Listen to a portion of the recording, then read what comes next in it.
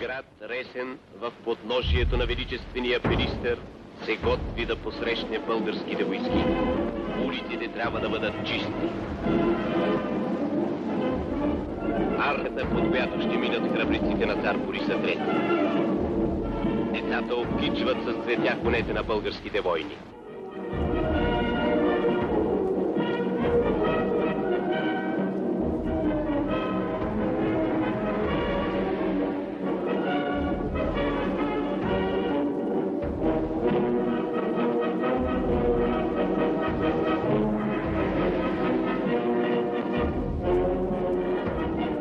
Най-напред щаба на дивизията влиза в града.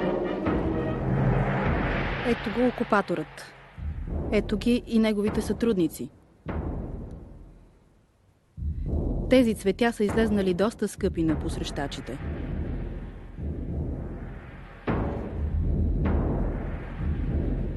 И сълзите също.